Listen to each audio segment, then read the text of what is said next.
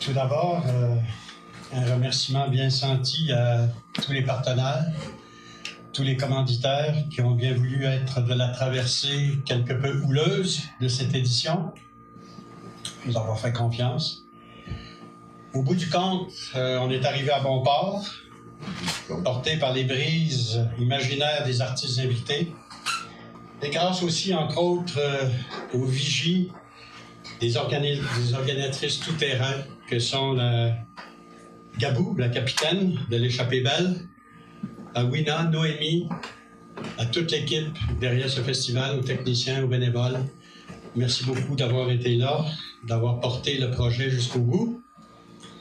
Merci à vous aussi, bien sûr, cher public, cher et brave public, qui n'avez pas eu crainte d'affronter les éléments et d'avoir bien voulu jouer le jeu, car c'en était tout un.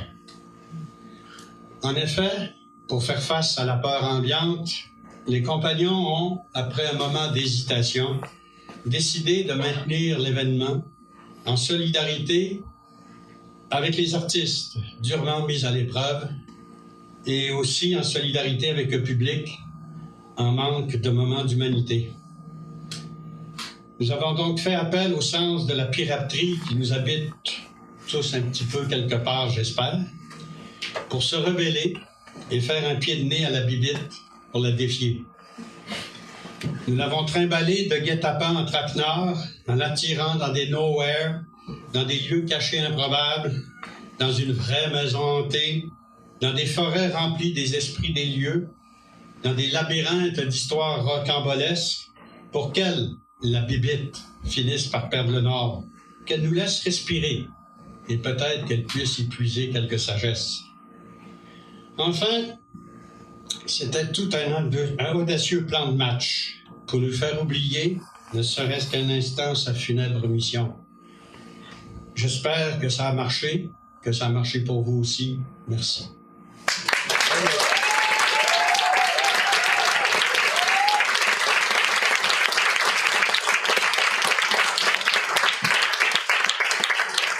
Pour ceux qui suivent le festival, vous savez qu'on termine ce bel événement en attribuant un prix qu'on a appelé en toute modestie le Oscar du conte. C'est le prix Jocelyn Bérubé qu'on attribue à chaque année à quelqu'un du monde du conte pour sa contribution exemplaire au conte québécois. Cette année, le prix sera remis, malheureusement en son absence, à Simon Gauthier, qui...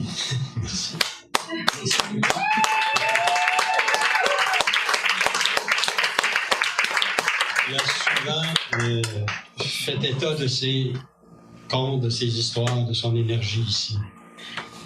Simon, c'est un ami, un compagnon de route, et ça depuis, je dirais, de tout début du festival. J'ai plein d'anecdotes à ce sujet. Quand il est arrivé ici, après qu'on aille chercher un conteur extraordinaire qui vagabondait de place, de resto, de café en café sur la Côte-Nord, mais personne ne pouvait me dire son nom. Finalement, au début du 3e festival, juste avant que le festival commence, quelqu'un frappe à la porte, il se présente, il dit « je m'appelle Simon Gauthier, je ne sais pas si vous pouvez me faire une petite place. » Il a rempli la place, mais non. Simon, c'est un aventurier dans ses créations, dans sa façon de prendre son métier à bras-le-corps et sa vie aussi à bras-le-corps. Que de beaux, riches moments il nous a fait vivre par toutes ses créations, par sa joie de vivre ici, à Trois-Pistoles, partout au Québec et partout dans la francophonie. Merci pour tout ça, mon chum Simon. Merci.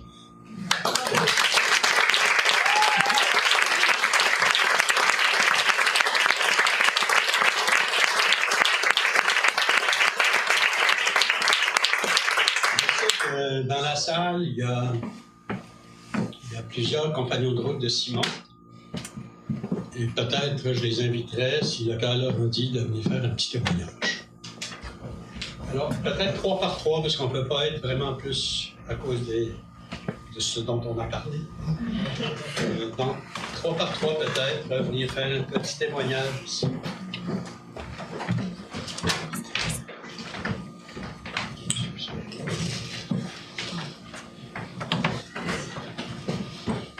Moi, si j'ai choisi le conte que j'ai compté, c'est parce que j'ai appris justement que Simon allait avoir cet Oscar. Et que pour moi, Simon, c'est justement quelqu'un qui ne peut faire rien d'autre que jouer sa propre mélodie. Ça me... Enfin, il y a quelque chose qui me... Et il fait plein de notes blanches qui fait que quand on l'entend, on est obligé de faire notre propre mélodie. Et pour moi, c'est ça, Simon. Je me rappelle un jour, il m'avait parlé de 2 rires. Il était sensible à 2 rires quand il comptait. Il y avait le rire comme ha, ha, ha, ha, ha, et le rire de l'ange comme. Et quand je compte, en fait, j'ai toujours cette phrase de Simon qui est là.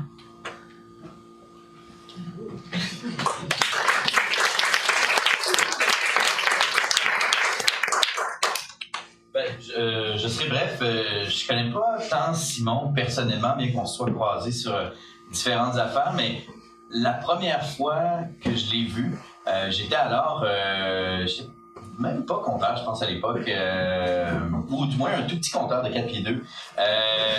Je l'avais vu dans un spectacle qui s'appelait Les Hommes assis. Et ça m'avait renversé. Je pensais pas que le conte, ça pouvait aussi être ça. J'avais été ému, j'avais été épaté. Je trouvais que son mélange de poésie et de conte amenait en fait ce médium-là complètement dans une autre dimension. Et puis, ça semble rien enlever aux autres. Il reste que pour moi, Simon, c'est un de nos plus grands conteurs et c'est toujours un plaisir de le voir et de le revoir.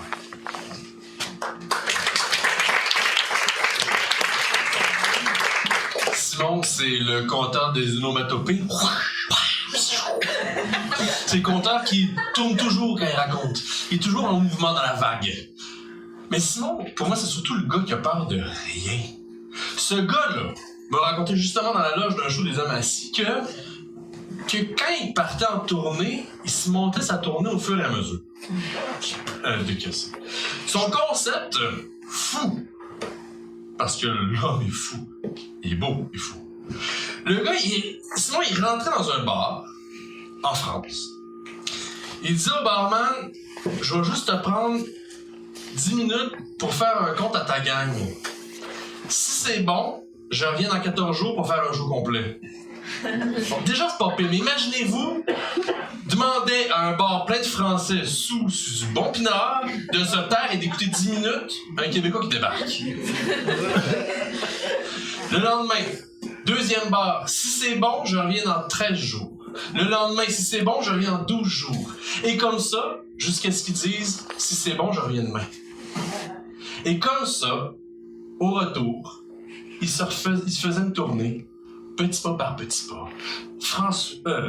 Simon n'a peur de rien. Salut Simon, je t'aime.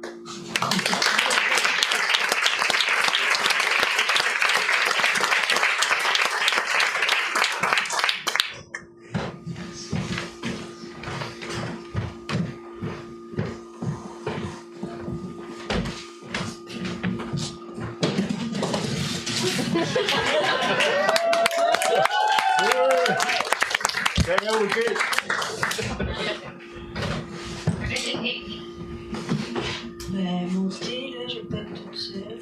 J'étais Maurice, là, mais tu sais. C'est tout? OK. Moi, Simon, en fait, c'est un gars que j'ai rencontré à l'université. On étudiait en animation et recherche culturelle ensemble à l'UQAM. Et, tu sais, il était comme le seul blond aux yeux bleus de toute la classe.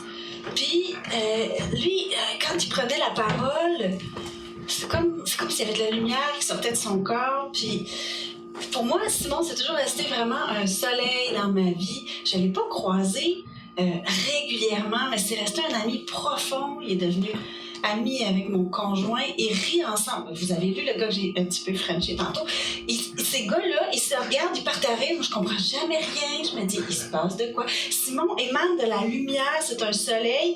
Et quand il monte sur scène, juste pour en rajouter avec ce que Nicolas disait, c'est un gars qui joue de la scie musicale, qui fabrique des ballénophones, et ça sonne vraiment de façon céleste. Alors, c'est un gars que je trouve qui pousse des limites, qui ouvre des dimensions auxquelles on n'a pas facilement accès quand on est très terre-à-terre puis qu'on porte un masque. Avec lui, c'est comme... Là, en ce moment, il est dans une espèce de bulle chez lui parce qu'il va pas bien, sa santé va pas bien.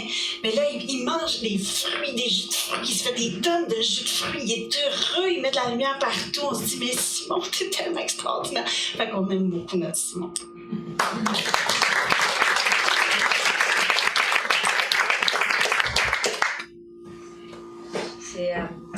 Quand j'avais 11 ans, j'ai ouvert un livre de poésie pour la première fois, puis il y avait juste quelques mots noirs sur blanc, et ça avait ouvert une espèce d'immensité. J'avais découvert par la poésie qu'une immensité, et Simon, c'est comme ça. Lorsqu'il raconte une histoire, c'est comme s'il l'ouvrait sur la beauté, sur l'immensité du monde.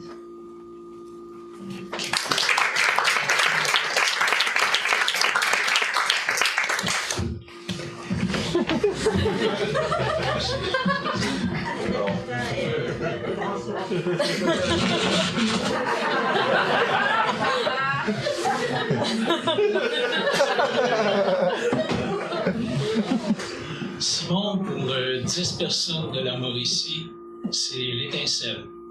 L'étincelle qui a permis à 10 personnes qui n'avaient jamais compté de leur vie de se retrouver sur une scène pour un soir. Cette étincelle-là est devenue une flamme. Puis cette flamme-là, ben, ça a porté ces 10 compteurs-là dans des résidences de personnes âgées, puis jusqu'à Saint-Élie-Caxton. Et cette flamme-là s'est transformée en feu. Ce feu-là a porté 5 de ces compteurs-là à 400 km de chez eux, jusqu'à Trois-Pistoles.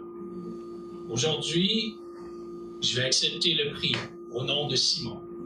Simon, ce soir, je vais apporter un peu de feu de Trois-Pistoles à Saint-Élie. Merci.